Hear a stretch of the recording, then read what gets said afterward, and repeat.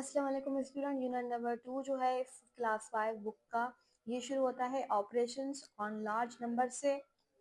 और इसमें से जो है आपकी जो है कुछ इजी इजी चीज़ें हैं, मैं उनको स्किप कर दूंगी, लेकिन इसका इंट्रोडक्शन जो है हम सीखते चलते हैं। एडिशन और सब्ट्रैक्शन है कि लार्ज नंबर को एडिशन ऐड कैसे करें और उनको सब्ट्रैक्ट कैसे करें। तो उनकी अकॉर्डिंग जो है ये मैं इतना ज़्यादा नहीं करा रही, और ये वर्ड प्रॉब्लम भी इनके एडिशन और सब्ट्रैक्शन के बेसिस पे है, इनको भी स्किप कर देंगे। और ये वाला जो है सिंपलीफाई द फॉलोइंग, ये भी प्लस माइनस है तो इनको भी छोड़ दें। तो इसमें से जो टॉपिक मुझे ज़्यादातर इम्पोर्टेंट लगा वो शुरू होता है डिवीज़न से लेकर, क्योंकि इधर जो है फार्मूलाज भी स्टार्ट हो रहे हैं और इनमें जो है अलग अलग जो है कैटेगरीज भी आ रही हैं और इनके रूल भी शो हुए हैं। रूल नंबर 4 तक, उनके बाद जो इन्होंने पूरा टॉपिक जो है वो स्टार्ट करवाया है। ये कुछ प्रॉपर्टीज हैं डिवीजन की। उसके बाद जो है ये वाली चीज मैं आपको समझाऊंगी कि इन्होंने क्यों दी है, और उसके आगे जो है इसके वर्ड प्रॉब्लम भी हैं। रूल नंबर 1 है कि when a number is divided by itself then answer is 1। जब नंबर को उसके खुद के नंबर से ही डिवाइड किया जाए तो हमारा जो जवाब है वो 1 आता है।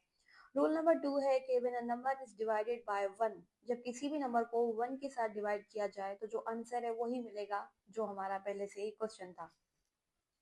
तो रूल नंबर 3 है कि when zero is divided by any number the answer is zero.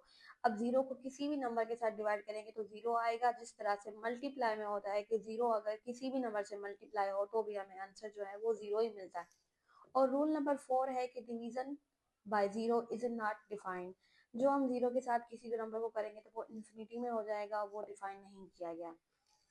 Then हमारे पास इम्पोर्टेंट बात आती है ये वाली।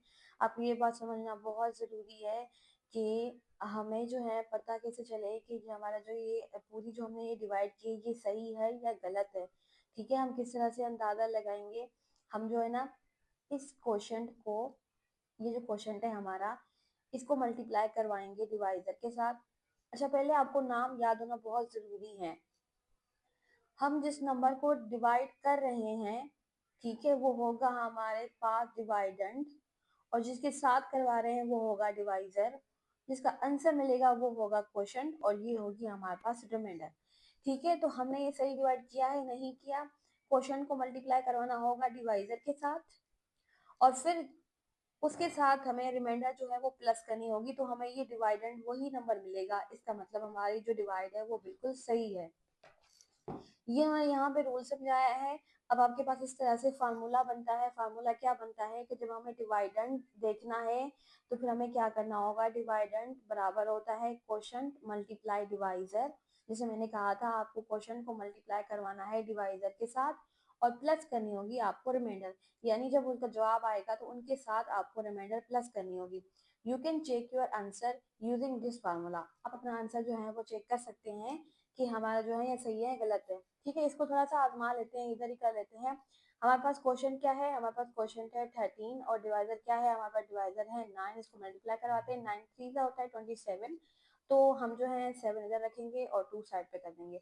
9 1 से 9 होता है, तो 9 में जो है आप 2 ऐड कर देंगे तो कितना आएगा, 11 आएगा। ठीक है, ये हमारे पास आंसर आ गया 117। अब इसमें आप जो रिमाइंडर हमारे पास 2 है ये प्लस कर दें, आप कितना बनेगा। पहले ये 117 है तो फिर 18 19, वही नंबर हमें मिल गया जो यहाँ पे हमारे पास डिवाइडेंड है। इसका मतलब ये जो हमने अभी डिवाइड किया ये बिल्कुल सही किया है। तो ये छोटी सी चीज है, और इसी पे जो है ना आपको इन्होंने एक चैप्टर दे दिया है पूरा, और इस तरह से ही आपको फाइंड करने हैं चीजें जो जो ये बताते जाएंगे। ठीक है, तो ये रहा आपका एग्जाम्पल नंबर 2। ये है आपका एग्जाम्पल नंबर 1, जिसमें है कि we divide a large number by a 3 digit number in the same way as would divide by a 2 digit number.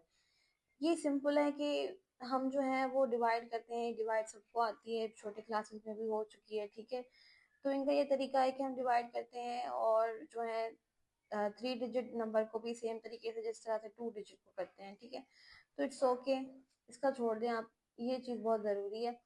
Find the dividend if the divisor is 149, the quotient is 2176 and the remainder is 135। आपको find करना है dividend और आपके पास divider भी मौजूद है, question भी मौजूद है और रिमाइंडर भी मौजूद है। मैं आपको याद दिला दूं कि ये चीज थी, यहाँ पे हमने सीखी थी फर्स्ट पेज पे कि डिवाइडेंड फाइंड करना है तो फिर क्वेश्चन मल्टीप्लाई करेंगे डिवाइडर के साथ और उनके आंसर के साथ जो है रिमाइंडर वो प्लस कर देंगे। इधर भी इन्होंने आपको चीज हर चीज दी है और इन्होंने आपको फाइंड करने के लिए कहा है, और क्योंकि ये एग्जांपल है तो इसका सोल्यूशन तक जो इन्होंने खुद से दे दिया है कि क्वेश्चन ये है, डिवाइडर ये है और रिमाइंडर ये है। नाउ आपने क्या फाइंड करना है, डिवाइडेंड फाइंड करना है, तो क्वेश्चन को मल्टीप्लाई करवा दें डिवाइडर के साथ और प्लस करवा दें रिमाइंडर के साथ। जो चीजें अवेलेबल हैं, जो भी डेटा जो है अवेलेबल है, जो भी वैल्यूज अवेलेबल है वो मल्टीप्लाई में रखेंगे और जो है वो प्लस के साथ रखेंगे। इनको अब से मल्टीप्लाई करवाया तो ये जवाब आया, इनको प्लस करवाया तो हमारे पास ये आ गया डिवाइडेंड। अब ये रहा हमारे पास डिवाइडेंड, ठीक है।